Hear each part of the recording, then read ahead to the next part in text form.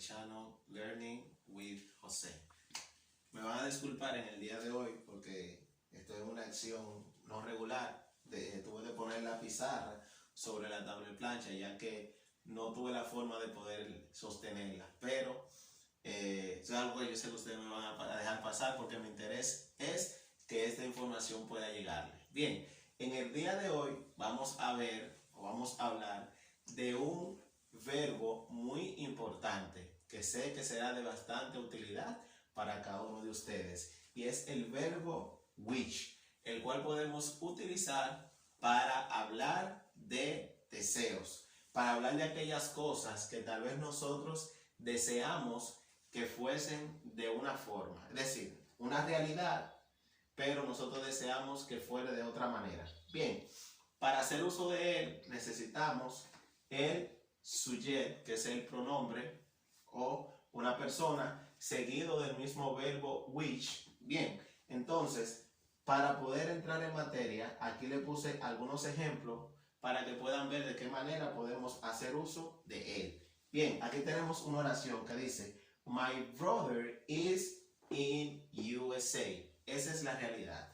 Mi hermano está en los Estados Unidos, pero mi deseo es que él estuviera aquí. ¿Cómo llevo yo esa oración en inglés? ¿Cómo la expreso? De manera sencilla. Usted hace uso del pronombre personal I, que se refiere a usted porque es usted quien tiene el deseo, seguido del verbo which. Y automáticamente ya se entenderá que usted está deseando. Bien, entonces yo diría, I wish my brother were in Dominican Republic. Si usted se fija, en el presente o en la realidad, tenemos una oración en el presente simple afirmativo. Es decir, que si la realidad del presente simple es esta, cuando yo quiera llevar esa misma realidad a lo que yo deseo, entonces el verbo principal, que en esta oración es is, será en el pasado were. Me explico.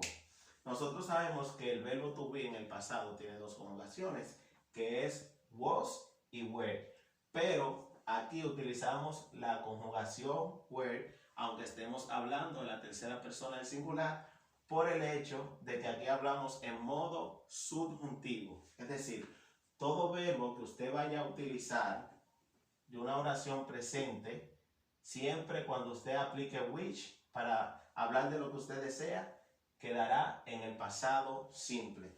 Ahora, ¿qué pasa cuando la realidad es negativa? Sencillo.